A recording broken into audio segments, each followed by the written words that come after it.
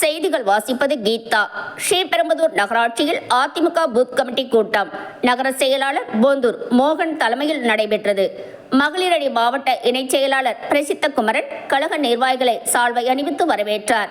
முன்னாள் அமைச்சர்கள் வைகை செல்வன், வி சோமசுந்தரம், முன்னாள் எம்எல்ஏ கே பழனி, மாவட்ட துணை செயலாளர் செந்தில் ராஜன் ஆகியோர் உரையாற்றி ஆலோசனைகளை வழங்கி பூத் கமிட்டி நிர்வாகிகளை அறிமுகம் செய்தனர்.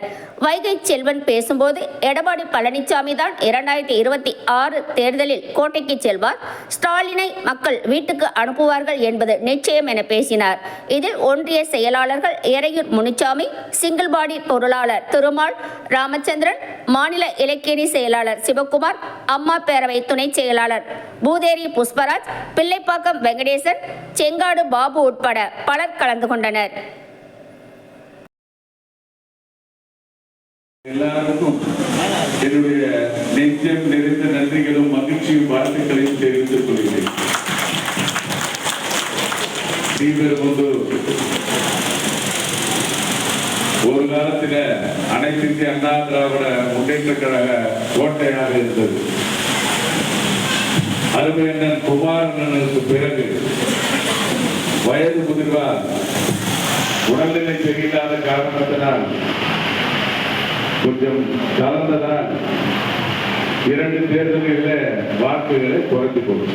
ஆனால் இப்பொழுது பார்க்கிற போது வருகிற சட்டமன்ற தேர்தலில் ஸ்ரீபெரும்புதூர் அனைத்து வார்டுகளிலும் இரட்டை இலை சின்னம் அதிகமான வாக்குகளை பெற்று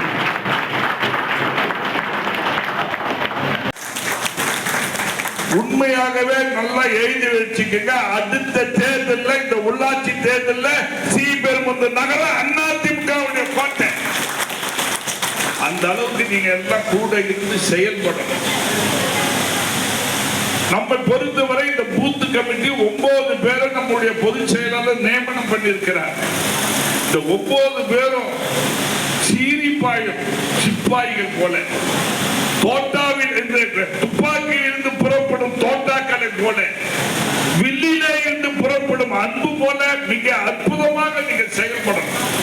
இன்னைக்கு இளைஞர்களுக்கு நம்முடைய ஸ்டாலின் வீட்டுக்கு அனுப்ப வேண்டும், எடப்பாடியாரை கோட்டைக்கு அனுப்ப வேண்டும் என்கிற முடிவு ஸ்ரீபெரும்புதூர் மண்ணிலிருந்து அறைகூவல் விடுக்கிறோம்.